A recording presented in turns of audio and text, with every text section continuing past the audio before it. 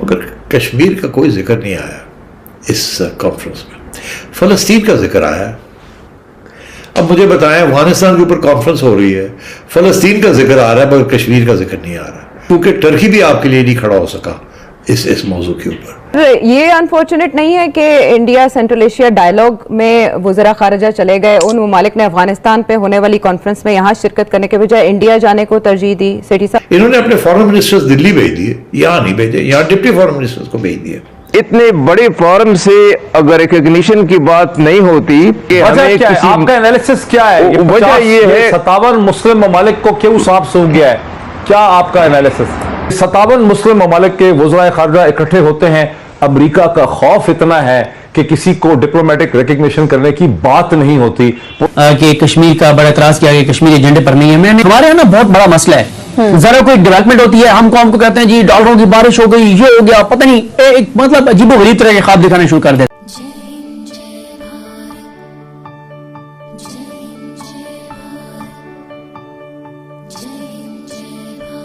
کے لیے کانفرنس بلائی, وہ مقصد پاکستان نے حاصل کر لیا آپ کے خیال میں افغانستان کے لیے؟ میرا خیال ہے کہ نہیں, جس حد تک توقع تھی وہ نہیں ہوا. اس کی دو وجوہات ہیں. ایک تو یہ کہ پاکستان کی کوشش یہ تھی کہ لوگوں کو سمجھایا جائے کہ کچھ ریکگنیشن کی طرف بھی بات بڑھنی چاہیے, مگر میرا خیال ہے کہ وہاں تو یہ ریکگنیشن والی بات ہی نہیں ہوئی, اس کا ذکر ہی نہیں آیا. کہ اور یہ آیا انفیکٹ کہ بہت سی کنڈیشنز پہلے فلفل کرنی پڑیں گی پھر ریکگنیشن ہوگی, اس سے پہلے طالبان کی گورنمنٹ کو ریکگنائز کرنا مشکل ہے.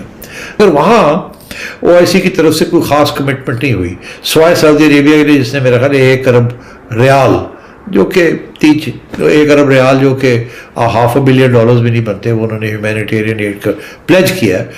اب وہ کیسے آئے گا, بارٹر میں آئے گا یا تیل کی صورت میں آئے گا یا کوئی گڈز لے کے دیں گے یا پیسے دے دیں گے؟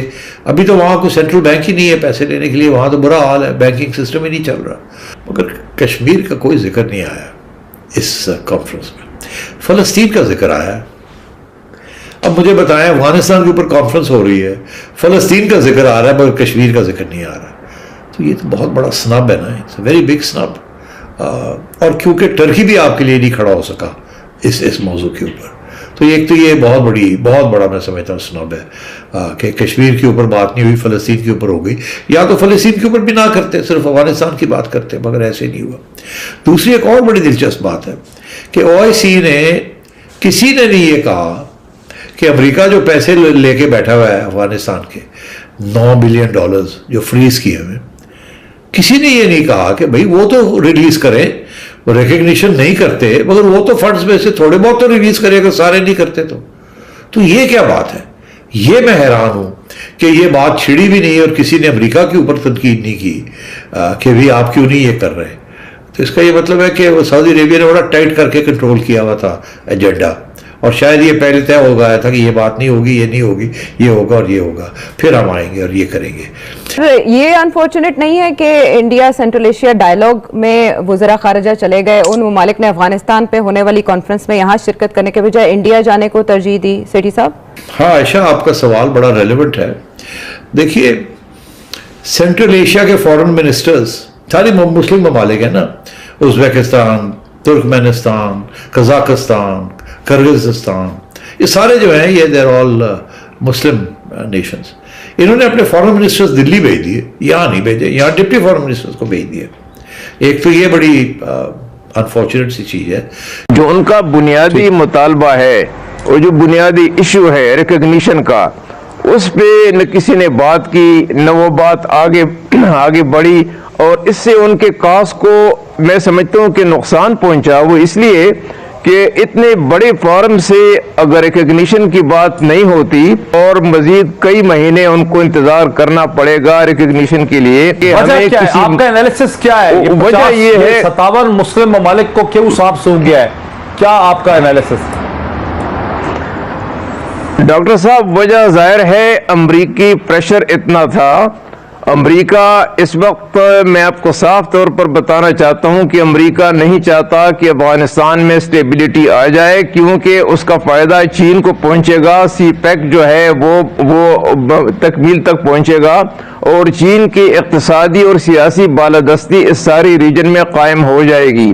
اس لیے امریکہ نے ایک ضد میں آ کے انہوں نے ان کو $9.2 بلین بھی انہوں نے رکھے ہوئے ہیں۔ 57 مسلم ممالک اکٹھے ہوتے ہیں، سارے کے سارے امریکہ سے ڈرتے ہیں۔ ہمارے ہاں مذہبی علماء جو ہیں وہ دن رات ہمیں امریکہ کے خلاف لیکچر دیتے ہیں۔ مجھے امید ہے کہ مذہبی رہنماؤں نے بھی دیکھا ہوگا کہ 57 مسلم ممالک کے وزرائے خارجہ اکٹھے ہوتے ہیں۔ امریکہ کا خوف اتنا ہے کہ کسی کو ڈپلومیٹک ریکگنیشن کرنے کی بات نہیں ہوتی۔ پڑوسی ملک افغانستان میں سردیاں ہیں، جاڑا ہے، غربت ہے، 4 کروڑ وہاں کے عوام، 40 ملین عوام جو ہیں وہ اس وقت پاورٹی لیول پہ ہیں، وہاں بھوک ننگ کا خطرہ ہے۔ 57 مسلم ممالک کے فارن منسٹر اکٹھے ہوتے ہیں۔ ریاستہائے متحدہ امریکہ کا اتنا خوف ہے کہ بات کرنے کی کسی کو ہمت نہیں ہوتی۔ جنرل غلام مصطفیٰ صاحب، کیسے دیکھتے ہیں مسلم دنیا کے حالات کو آپ؟ میں اسی بات میں کہتا ہوں کہ امریکی فوجیں نکلی ہیں یہاں سے، امریکہ یہاں سے نہیں نکلا۔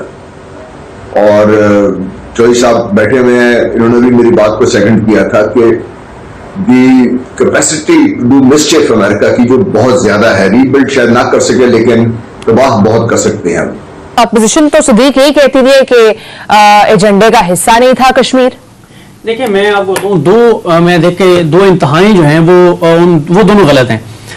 پہلے دوسری انتہا کی بات کر لیتے ہیں، اس پہ بھی آتے ہیں جو آپ نے بات کہی کہ کشمیر کا بڑا اعتراض کیا کہ کشمیر ایجنڈے پر نہیں ہے۔ میں نے 2 طبقات دیکھے اس کانفرنس کے بعد۔ ایک وہ طبقہ ہے جس نے کہا کہ بس ہم نے تو تاریخ ایسی رقم کیا ہے کہ اب پاکستان امت مسلمہ کا لیڈر بن گیا ہے، اور ہمارے یہاں نا بہت بڑا مسئلہ ہے، ذرا کوئی ڈیولپمنٹ ہوتی ہے ہم قوم کو کہتے ہیں جی ڈالروں کی بارش ہو گئی، یہ ہو گیا، پتہ نہیں ایک مطلب عجیب و غریب طرح کے خواب دکھانے شروع کر دیتے ہیں۔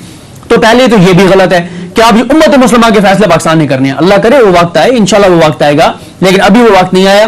ابھی تو مسئلہ یہ ہے کہ بہت ساری چیزیں ہم چاہتے تھے کہ نہیں ہونی چاہیے۔ ہاں، دوسرا یہ جو اعتراض ہے کہ کشمیر کیوں نہیں ایجنڈے پہ، جتنے سوال اٹھانے والے کشمیر کے ساتھ جتنے مخلص تھے وہ بھی ہمیں پتہ ہے۔ ہمیں پتہ ہے دنیا کا کہ ہمارے جو قریبی اسلامی ملک ہیں، دوست ہیں، بھائی ہیں، ان کے امریکہ سے کیا مفادات ہیں، وہ کیوں امریکہ کے اتنے قریب ہیں، وہ کتنے امریکہ کے اثر میں پاکستان دنیا کو کیٹیگوریکل بتا رہا ہے کہ بھائی افغانستان کو تنہا مت چھوڑو، ورنہ جو ڈیزاسٹر ہوگا، جو کچھ ہوگا وہ آپ بھی بھگتیں گے۔ اور کہاں ہیں وہ انسانی حقوق کی چیمپئن تنظیمیں، کہاں ہیں وہ انسانی حقوق کے چیمپئن سارے، کہ جب رپورٹس آ رہی ہیں، انٹرنیشنل اداروں کی رپورٹس آ رہی ہیں کہ کتنے کروڑ افغانی جو ہیں وہ بھوک سے خدا نخواستہ مر سکتے ہیں، اور کیا وہاں پہ صورتحال ہے، یہ جو غربت، بے روزگاری، ادویات ختم ہو گئی ہیں، ہاسپٹلز کی جو صورتحال ہے، تو آپ وہ کیوں نہیں بات کرتے امریکہ کے خلاف؟ بولے نا، یہاں پہ ان کو چپ لگ جاتی ہے۔ پاکستان میں ذرا کچھ ہوتا ہے تو ساری رپورٹس آنے لگ جاتی ہیں، تو یہ بھی رویہ شرمناک ہے انسانی حقوق کی عالمی تنظیموں کا۔ تو جو UN ہے، اس کے علاوہ جو باقی دیگر تنظیمیں ہیں،